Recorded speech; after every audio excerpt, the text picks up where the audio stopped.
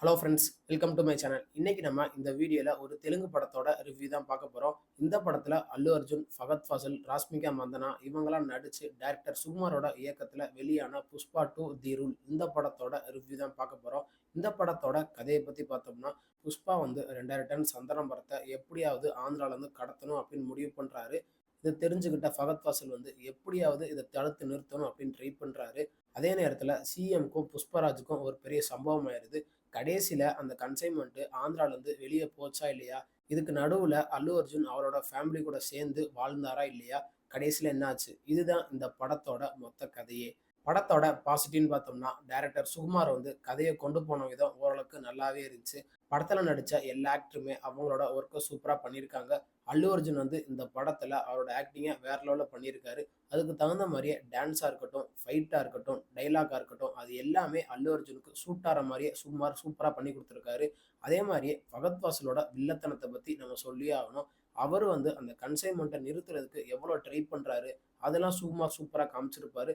அதுக்கு தகுந்த மாதிரியே ஃபகத் ஃபாசிலும் அவரோட நடிப்பை வேற லெவல்ல பண்ணியிருக்காரு. இதுக்கு நடுவுல ராஷ்மிகா மந்தனாவும் அவங்களோட ஒர்க்கை நல்லாவே பண்ணியிருக்காங்க. ஒரு ஐட்டம் சாங்க்கு ஸ்ரீலீலா வந்துட்டு போவாங்க. அந்த பாட்டு ஓரளவுக்கு நல்லாவே பண்ணியிருக்காங்க. படத்துல ஒர்க் பண்ண எல்லா டெக்னீஷியனுமே அவங்களோட ஒர்க்கை சூப்பரா பண்ணியிருக்காங்க. முக்கியமா சினிமாட்டோகிராஃபர் வந்து அந்த 2000 டன் சந்தன மரத்தை 6 வழியா கடத்துவாங்க. அதெல்லாம் சூப்பரா காமிச்சிருக்காரு. அதுக்கடுத்து கங்கை அம்மன் கோயில்ல நடக்கிற ஃபைட்டையும் சூப்பரா காமிச்சிருப்பாரு. அதுக்கு தகுந்த மாதிரியே அல்லு அர்ஜுன் வந்து அந்த சீன்ல வேற லெவல்ல பண்ணி கொடுத்துருக்காரு. நான் எதுக்கு அப்படி சொல்றேன்னு படம் பார்க்கும்போது உங்களுக்கே தெரியும். கடைசி கிளைமேக்ஸ்ல வர அந்த ஃபைட் சீனை சினிமாட்டோகிராஃபர் சூப்பரா காமிச்சிருப்பாரு.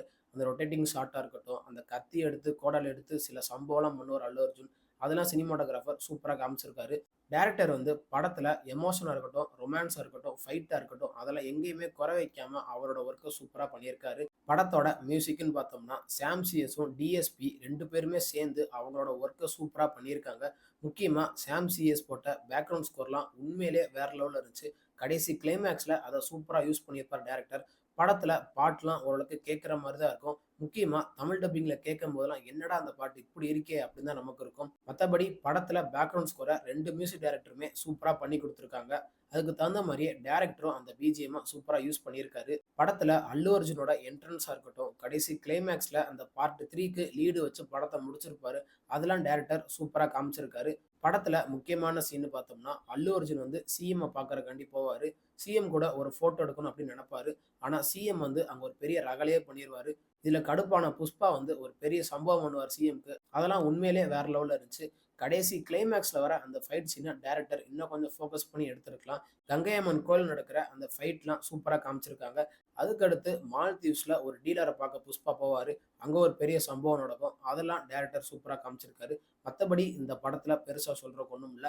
படத்தோட நெகட்டிவ்னு பார்த்தோம்னா, டைரக்டர் என்னதான் படத்தை நல்லா கொண்டு போயிருந்தாலும், சில இடத்துலலாம் நம்ம லேக் ஃபீல் பண்ண முடியும். படத்துல பெருசா கதைன்னு சொல்றதுக்கு எதுவுமே இருக்காது. அல்லு அர்ஜுனுக்கும், ஃபகத் ஃபாசிலுக்கும் நடக்கிற அந்த ரிவெஞ்ச தான் டைரக்டர் காமிச்சிருப்பாரு. ஆனா, இதுக்கு எதுக்கு 3 மணி நேரம் அப்படின்னு நமக்கு தெரியல. டைரக்டர் வந்து இந்த எமோஷன் காட்சியை எடுக்கிறேன் அப்படின்னு சில கிரிஞ்சான சீன்லாம் வச்சிருப்பாரு. அதை டைரக்டர் கொஞ்சம் அவாய்ட் பண்ணியிருக்கலாம். அதே மாரி ராஷ்மிகா வந்து எமோஷனா பேசுறேன் அப்படின்னு பெருசா அந்த கங்கை அம்மன் கோயில்ல வச்சு ஒரு டயலாக் பேசுவாங்க. அத கொஞ்சம் அவாய்ட் பண்ணியிருக்கலாம். கடைசி கிளைமேக்ஸ்ல வர அந்த ஃபைட் சீன் வந்து படத்துக்கு தேவையே இருக்காது. நான் எதுக்கு அப்படி சொல்றேன்னு படம் பார்க்கும்போது உங்களுக்கே தெரியும். அல்லு அர்ஜுனோட கைய கட்டி போட்டுருவாங்க, கால கட்டி போட்டுருவாங்க. ஆனா அல்லு அர்ஜுன் வந்து வுல்ஃப் மாரி பாஞ்சு பாஞ்சு எல்லாத்தையும் கடிச்சு கடிச்சு கொல்லுவாரு. அதெல்லாம் எதுக்குன்னே தெரியாது. அத டைரக்டர் சுகுமார் வந்து கொஞ்சம் அவாய்ட் பண்ணி எடுத்திருக்கலாம். ஆனா இதுவும் ஒரு ஃபைட் சீன் தான் அப்படின்னு வச்சிருக்காரு பார்த்தீங்களா? அதுதான் டைரக்டரோட கெத்தே. இந்த படத்துல அல்லு அர்ஜுனு, ஃபகத் ஃபாசிலு இன்னும் 2, 3 கேரக்டர்லாம் கட் பண்ணிட்டோம்னா, படத்துல எதுவுமே இருக்காது. எதுக்குன்னா, அல்லு அர்ஜுன் தான் ஸ்டார்ட்டிங்ல இருந்து எண்டு வரைக்குமே இந்த படத்த தூக்கி நிறுத்தியிருக்காரு. அவரு மட்டும் இந்த படத்துல இல்லைன்னு வச்சுக்கோங்களேன், இந்த படத்த கண்டிப்பா நம்மளால பார்க்கவே முடியாது. ஆனா அல்லு அர்ஜுனும் சில கிரிஞ்சான சீன்லாம் பண்ணுவாரு. அதையும் கொஞ்சம் டைரக்டர் ஃபோக்கஸ் பண்ணி எடுத்திருக்கலாம். மத்தபடி இந்த படத்துல பெருசா சொல்றதுக்கு ஒண்ணும் இல்ல. புஷ்பா 2 தி ரூல் இந்த படத்துக்கு நம்ம குடுக்குற ரேட்டிங் பார்த்தீங்கன்னா, 10க்கு 6.5 குடுக்கலாம். இந்த வீடியோ உங்களுக்கு புடிச்சிருந்தா, மறக்காம நம்ம சேனல லைக் பண்ணி, கமெண்ட் பண்ணி, ஷேர் பண்ணுங்க.